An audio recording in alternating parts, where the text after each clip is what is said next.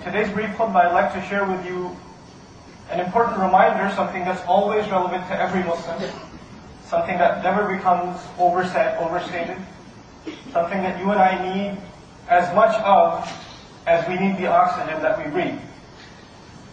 In this particular ayah that I'd like to share with you from Surah Al-Hadith, Allah Azza wa Jal basically takes a few words and draws a snapshot of my entire life.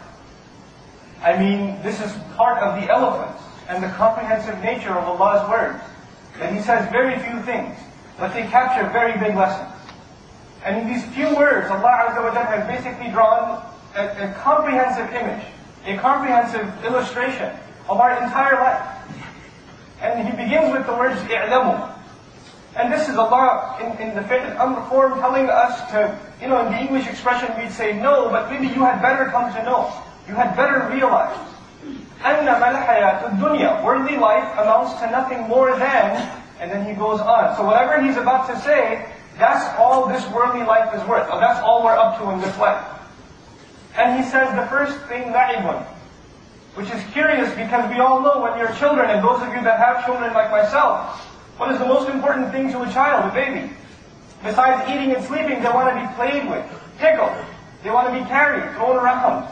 That's what they want to do. It's playing. That's the most important thing to them. Their world revolves around playing. But our children, they grow older, and as they grow older, you saw this with your own eyes, your children don't just want to play anymore, they want you to tell them a story. They want to sing along with you. They want to watch cartoons or something. They want to be entertained. This urge not just to play, but to entertain oneself comes and takes hold inside oneself. So Allah Azza wa Jalla says, لَعِبٌ وَلَهْوٌ.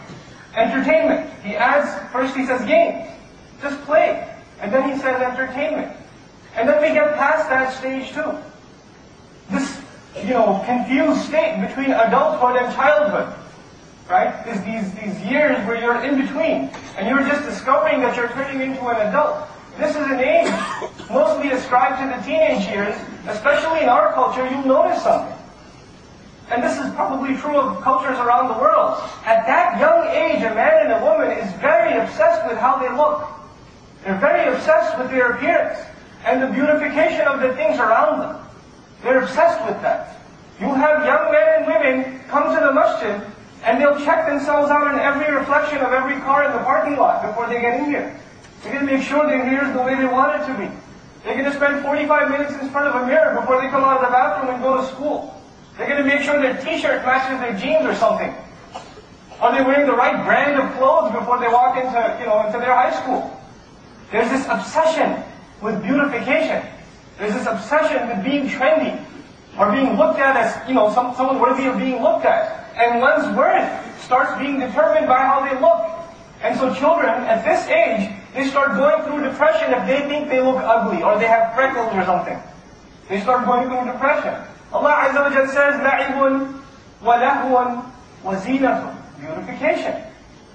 And this is a stage in life. But you get over that too, you move on. We don't stay in that stage, we mature and we get past it.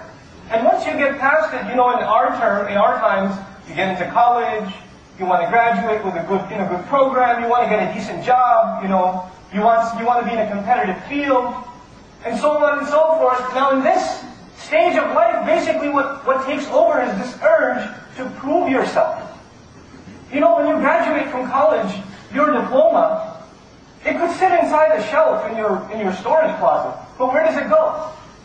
You hang it up on the wall. Anybody that comes over, look what I accomplished. Look at my new ID from my job. The car even comes with it. You want to see my new, look at my transcript. Look at this award I got. Look at the picture I took with the dean of the school.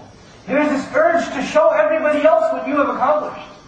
There's this urge that your accomplishments shouldn't be left to yourself. So Allah Azza wa Jalla says, وَتَفَاخُرٌ بَيْنَكُمْ.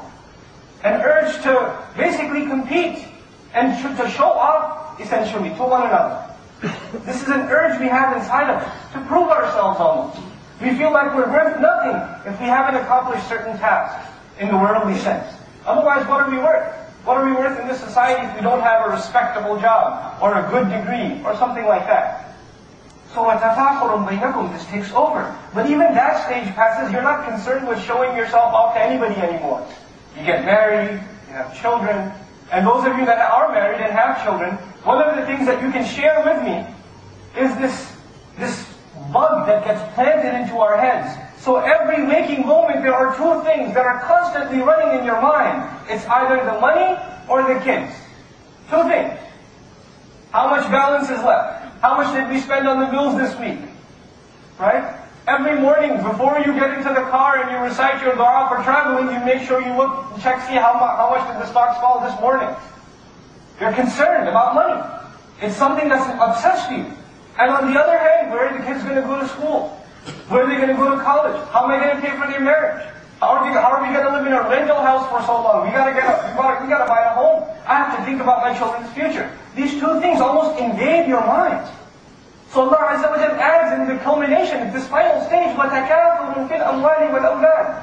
This mutually shared, sentiment that we all have to gain plenty, to have stability in two things, in terms of money, in terms of assets, and in terms of children. We want to have the safety net.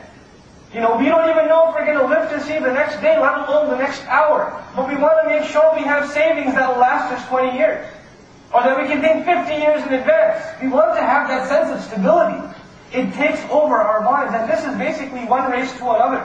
When a child is running after games and play, and then after entertainment, and then after beautification, and then to prove himself, and then to gain stability and saving.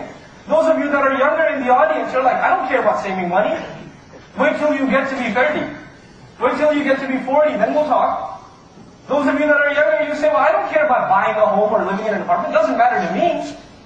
But when you get to a certain age, what does everybody want? Across this world, you don't even speak their language. What do you want with your money? I want to buy a house. I want to stay in somewhere permanent. I want to have permanent residence. That's a shared sentiment in humanity. And Allah Azza wa Jalla, in His infinite mercy, what does He offer believers? He offers them a home.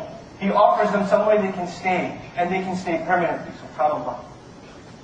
In another place, again a similar ayah, before we come to the conclusion of this ayah. In another place in Suratul Hajj, Allah Azza wa Jalla, at the end of a passage, a profound passage, which is an ayah in and of itself, He gives us an axiom, a principle in life. And because of the shortage of time, I'd like to share just the last part of that ayah. Though the entire ayah is profound. Allah Azza wa Jalla concludes the ayah saying, ضَعُفَ الطَّالِبُ وَالْمَطْلُوبُ. He says, ضَعُفَ الطَّالِبُ وَالْمَطْلُوبُ. It's a short statement. And the rough English translation would be, the seeker and the sought are inherently weak. The seeker and the sought are inherently weak. This sounds difficult, sounds like SAT English. So I'll try and simplify it for you and myself. Essentially what the ayah is telling us is, in this world, everybody is seeking something. Everybody is running after something. Everybody's obsessed with something. They want something really badly. And those who are running after stuff, they are weak. And whatever they're running after is also weak, is also flawed. Let me think about this. Just practical experience. Your children, they see an ad on TV. Some new movie comes out. Some new video game comes out. Some new video game entertainment system comes out. Something comes out. They're bothering you at Eid. Can I get that for Eid? Can you get that for me? Please, I got good grades. Can you help me buy it? Can you go to the video game store now? Can you get to the toy store now? Are you going to buy me those shoes now? Etc., etc. They really want it. They can't sleep at night. They're thinking about that new game. They're thinking about whatever, game system